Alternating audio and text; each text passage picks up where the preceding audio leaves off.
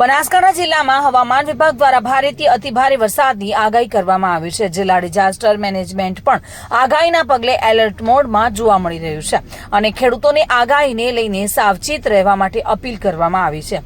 હવામાન વિભાગ દ્વારા કરવામાં આવેલી આગાહીના પગલે રાજ્યભરમાં મે મહિનામાં વાતાવરણ બદલાયું છે અને વરસાદ વરસી રહ્યો છે.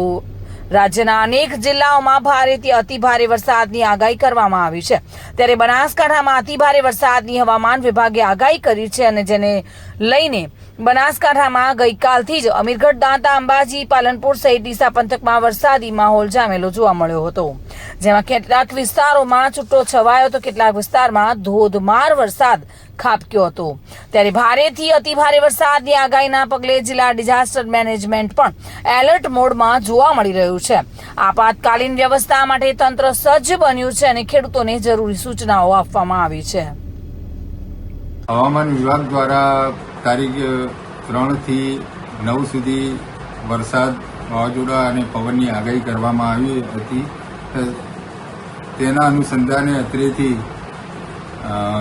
તમામ ખેતીવાડી બજારોને જાણ કરવામાં આવી હતી અને સંલગ્ન જિલ્લા ડિપાર્ટમેન્ટો છે બધાને જાણ કરવામાં આવી હતી કે ભાઈ અનાજ વરસાદના કારણે, પવનના કારણે અનાજ બગડે નહીં તેના માટે તકેદારી રાખે અને તમામ ખેડૂત ભાઈઓને પણ જાણ અહીંયાથી એક નમ્ર અપીલ કરવામાં આવે છે કે પોતાના અનાજ બગડે નહીં તેના માટે તેની સાવચેતી રાખે.